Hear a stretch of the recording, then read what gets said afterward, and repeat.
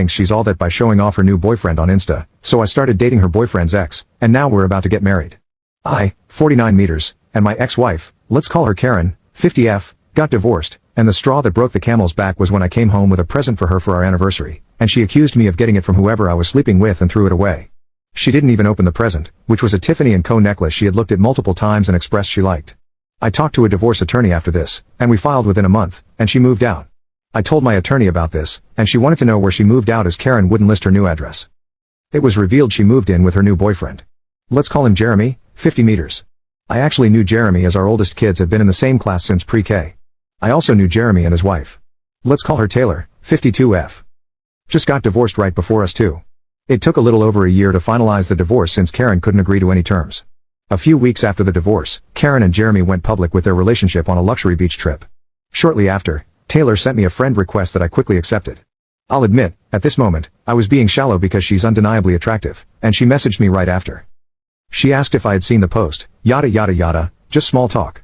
Then the conversation quickly turned into making plans to get dinner and drinks one night. It was Karen's first weekend with the kids, so Taylor and I went out. It sounds sappy, but at that moment, I knew this could be something. It felt natural talking to her and like I didn't have to walk on eggshells or tiptoe around things. She was the first person to actually look at me while I'm talking, and we agreed on almost everything.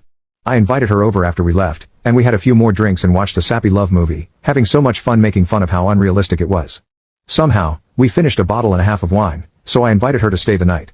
She offered to sleep on the couch, but I told her she could sleep in the bed since I still wasn't sleeping well because I wasn't used to sleeping alone. The next morning, I made us breakfast, and we agreed that we should do this another time and that it was great. As we were eating, Karen texted me that she was down the road to drop the kids off. Taylor rushed to get dressed and left.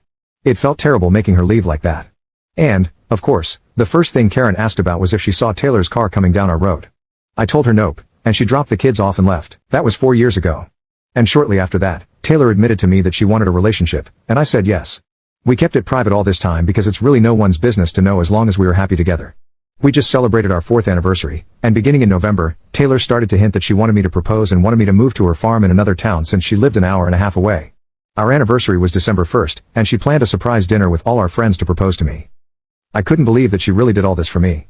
All our friends were incredibly supportive and agreed that we seemed happy together and deserved to be happy with each other. The next day, I made a post that we were engaged. This was the first post about Taylor and me on each other's page. Right after the post, we started to get calls, text, and Facebook messages from Jeremy's family, Karen's family, and Jeremy sent a long message to Taylor saying he couldn't believe we would do this and didn't check with him first.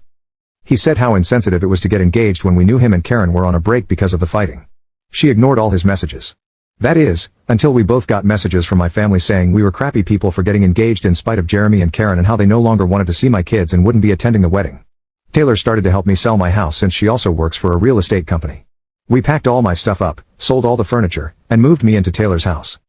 I left my job and was actually able to get a job at her company as a salesman. She has 2 sons who treat me very well, and while they don't call me their dad,